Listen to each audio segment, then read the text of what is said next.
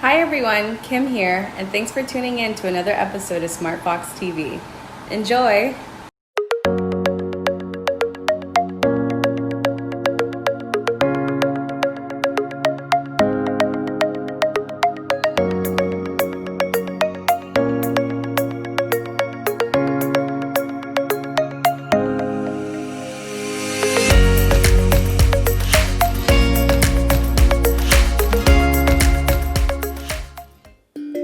Good morning, everyone. It is Thursday, October 22nd, and this is the news. Tonight is the final presidential debate and the last chance for Americans to hear both candidates state their case on the same stage. There is a major change to the debate format, however. In tonight's debate, the moderator will have the candidate not speaking muted during their opponent's initial responses. This is in response to the disaster that was the first debate. In Boston, the Franklin Park Zoo welcomed a new addition to the family, a male Western Lowland Guerrilla. The baby gorilla was born via C-section, a first for the zoo, and weighed 6 pounds 3 ounces at birth. This is great news as the species is critically endangered. In automotive news, General Motors revealed the new Hummer EV, a massively powerful super truck with 1,000 horsepower, incredible acceleration, a 350-mile range, outstanding off-roading capabilities, 100% electric, and massively expensive. It's expected to start at $80,000, but realistically, it's probably going to be north of $100,000. It's a cool truck if you've got the money. In space news, NASA has successfully touched an asteroid in an effort to collect dust and pebbles for the agency to analyze. The asteroid, named Bennu, is about 200 million miles from Earth and is ancient. NASA hopes to use the data collected to gain some insight to the early stages of our solar system. Yay science, getting it done. And in Idaho, David Rush, who already is a prolific Guinness World Record breaker, did it again when he covered 29 miles while joggling, or juggling and jogging at the same time. Rush does this to support STEM education, fields increasingly under attack in the midst of the pandemic. I'm a little biased here as a science teacher, but go David, what an awesome cause. I'm Chris Yates, and this has been the news. It's time for another round of true or false. Babies have more bones than grown adults. Different parts of the tongue taste different flavors. The hardest substance found in your body is your tooth enamel. People burn more calories watching TV than sleeping.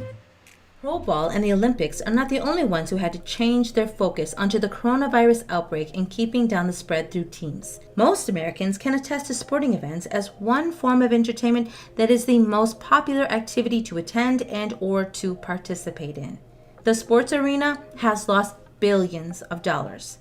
Loss of sales in sporting equipment to training, intramural tournaments, and packing college arenas that are canceled or postponed because of the health risk associated with the disease spreading. COVID has ran through our normalcy like Derrick Henry through the Texans defense. And now, 8 months later, watching sports on TV, but more importantly, what happens to those kids whose families who have been planning their child's entrance into Virginia's basketball court or some Big Ten football field since the day they were born?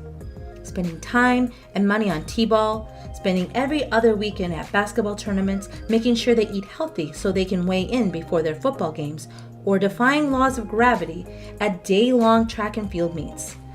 Or that little girl who closed her eyes many nights to picture herself playing at Wimbledon. The sports arena seems to be running into each other and trying to work through a pandemic.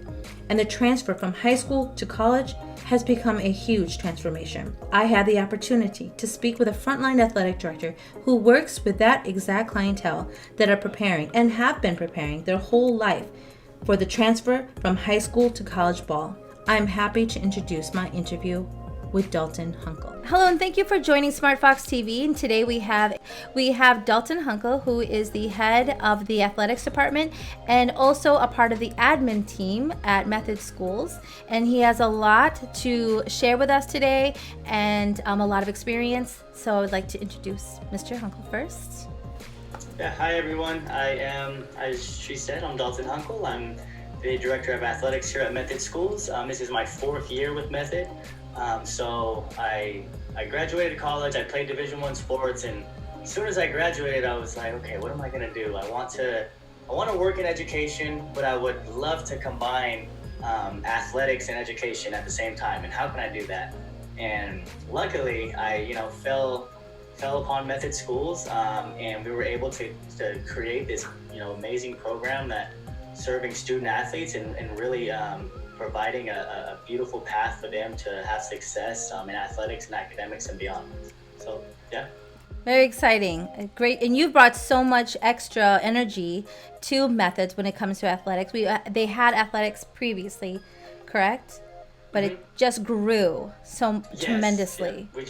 Yeah. We have seen some tremendous growth in our student athlete population and our athletics program overall. So it's been awesome. That's amazing, especially considering the situation that we have been under with COVID. And so I was hoping you could share a little bit of your experience. So how has your experience with the pandemic affected athletes and their goals, as far as the athletes specifically for their college goals and for moving forward with their careers? Yes, that's a great question. I really think the pandemic has affected, student athletes immensely, definitely big time. Obviously, it's affected them. It could, be emotionally or physically if, they had a family member or they themselves had the virus. But also, it's really affected their training. I know there were so many questions about when, they were going to be able to play again, if they were going to have fall sports or if they're moving the sports to the spring. So it's kind of left a lot of questions unanswered. But I think they've grown, and in my experience, the athletes that I've spoken to, they've continued their training, whether it be at home or outside, and they've really, they stayed prepared, ready to play whenever it is they were going to play again. So I think it's brought some resilience to the student athletes for sure. Yeah, that's what I was thinking when you were saying that. It's probably brought some resilience and made them stronger in areas that maybe they were, able to grow in. Definitely, I would agree. So how are the colleges now responding to adding these students, athletes, and what is the overall process going for their rosters? Does it seem to be a challenge for them? Yes, I think it has been challenging. I know they've added the NCAA has added some eligibility requirements to make it a little easier for student athletes to proceed with their athletic careers. For example, one thing they've done just recently is they've added an additional year for all seniors.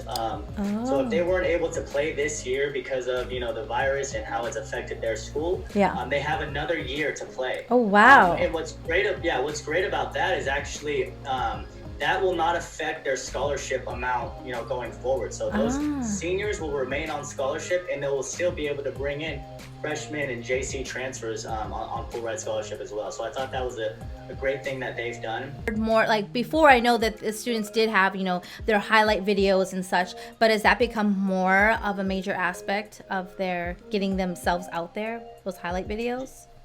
Definitely. I think that's been a major point of emphasis is utilizing technology, maybe creating videos. I've seen a lot of athletes, they're creating videos of themselves at home. They're doing their own measurables because they can't go to a place and do it. So they show them at home, how tall am I? How much do I weigh? Oh, wow. These introduction videos, and they're sending them out to colleges. So yeah, it's interesting, but I think everyone has grown. That's all for part 1 of my interview.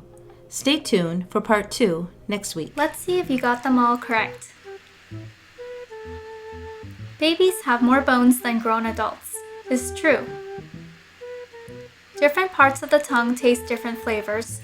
Is false. The hardest substance found in your body is your tooth enamel. Is true.